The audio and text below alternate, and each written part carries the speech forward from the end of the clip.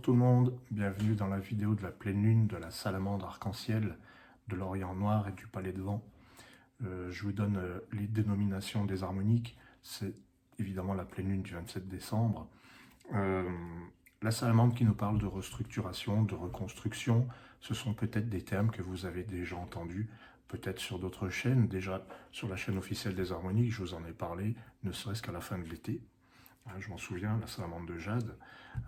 Salamandre arc-en-ciel, de quoi on va parler aujourd'hui? En deux mots, pacifier, reconstruire. Pour moi, le fait de reconstruire est indissociable de l'idée de pacifier. La salamandre, elle nous dit qu'on est fragmenté. C'est un animal qui est fragmenté sur le dessin, et en plus, symboliquement, elle est vraiment associée à cette idée de fragmentation. C'est nous, intérieurement, qui sommes morcelés. On n'est pas unifié, on n'est pas complet, parce qu'il y a des parties de nous qui sont brisées, et on veut se rattacher à ces parties-là. Une salamandre, quand on lui coupe un membre, normalement, il repousse. C'est ça, la force de la salamandre. Et la salamandre arc-en-ciel, elle nous dit ça, elle nous donne ce message. Il faut trancher les membres morts, il faut s'en débarrasser, il faut renoncer à ça pour pouvoir avancer. Donc, à quoi est-ce qu'on s'agrippe? C'est la question de la pleine lune, de cette fin du mois de décembre. Votre bras est coupé, là voilà, il est plus rattaché au reste de votre corps, mais vous le tenez, et vous vous agrippez, vous l'agrippez, vous essayez de le recoller. On ne peut pas le recoller en fait. La salamandre nous dit ça, on ne peut pas recoller. L'ancien est obligatoirement, il faut que ça tombe. Il faut que ça disparaisse pour que la régénération se fasse de l'intérieur. Ça vient du dedans. Il n'y a que vous qui pouvez vous régénérer de l'intérieur. Et pour que ça puisse aller vers l'extérieur, donc la salamandre arc-en-ciel, parce que l'élément arc-en-ciel dans les harmoniques, c'est important, c'est la relation aux autres, c'est la communication, c'est l'ouverture sur l'extérieur.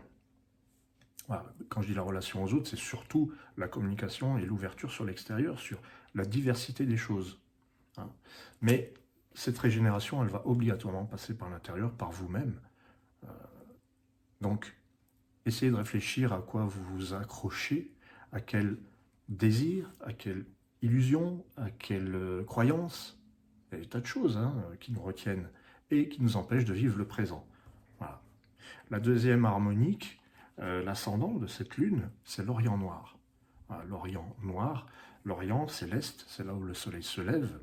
J'ai décrit l'Orient noir en deux mots, alors on voit un petit peu la petite cinématique, impulsivité et courage. Quel est le rapport? On a avec l'Orient noir une difficulté à faire le premier pas, peut-être une peur. On est dans la peur, on est dans l'inconnu, c'est l'élément noir, c'est l'inconnu. Et l'Orient noir, c'est cet élan, ce premier pas qu'on a envie de faire, mais qu'on ne fait pas.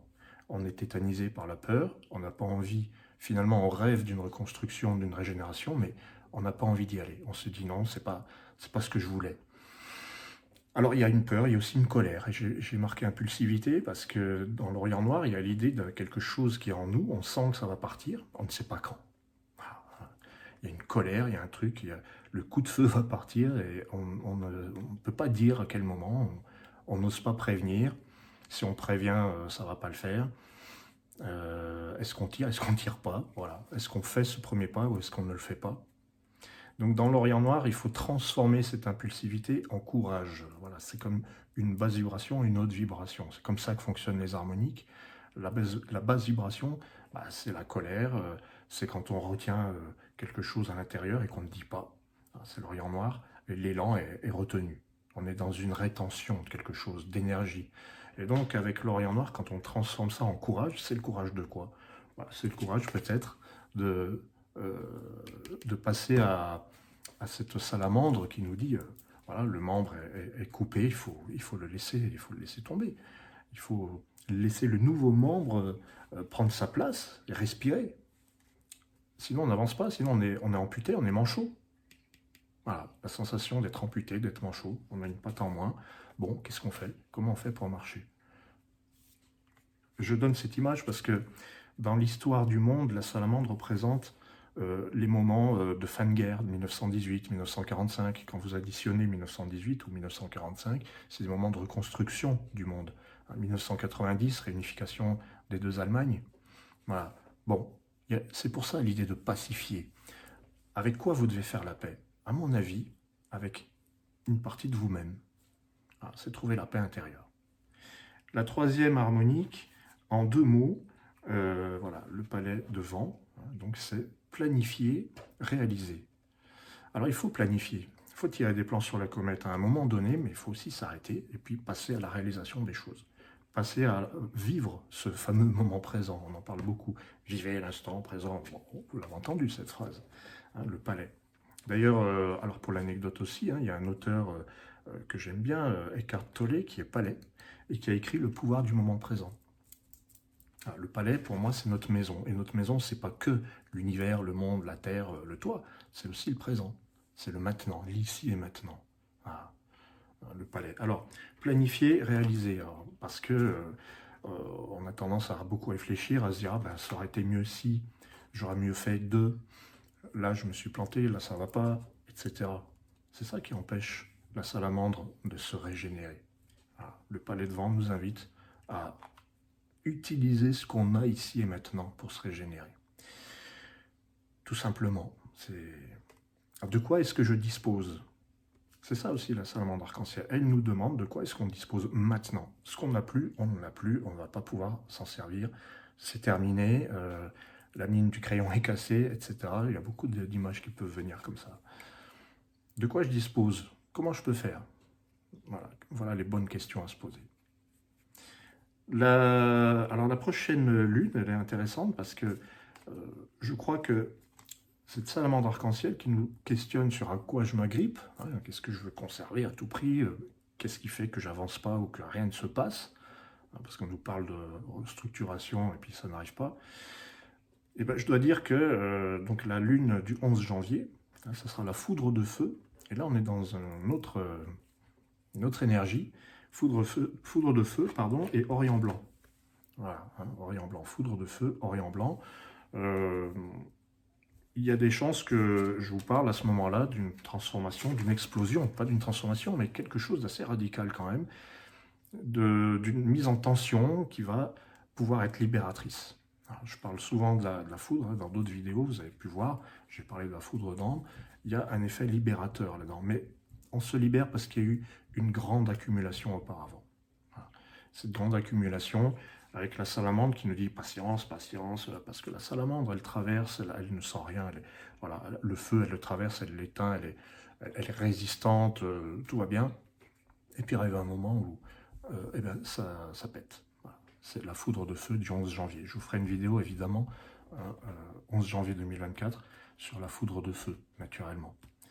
Voilà, je crois que j'ai fait le tour de cette lune du 27 décembre.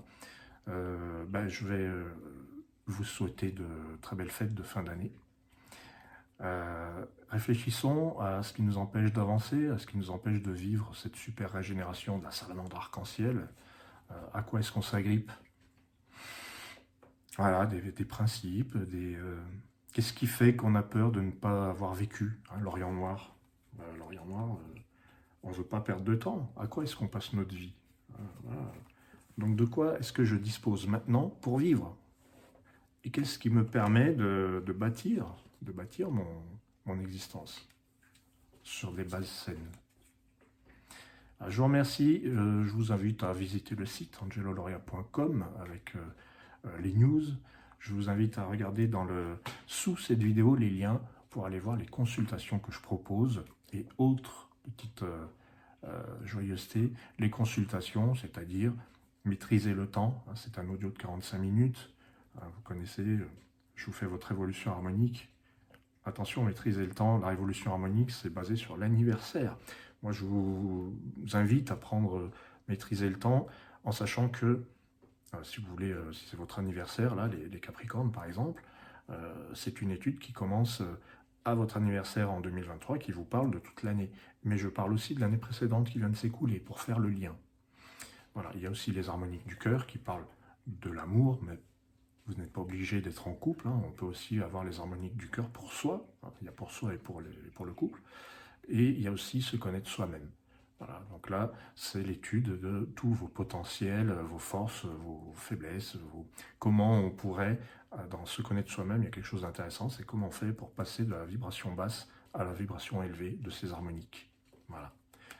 Pour plus d'infos, vous pouvez me contacter, mais si vous voulez commander quelque chose, c'est sur les liens sous la vidéo. C'est facile. Bonne fête à tous, merci encore de me suivre, merci aux nouveaux, abonnez-vous en bas à droite, le petit sigle, abonnez-vous à la chaine, et je vous dis à très bientôt, ciao.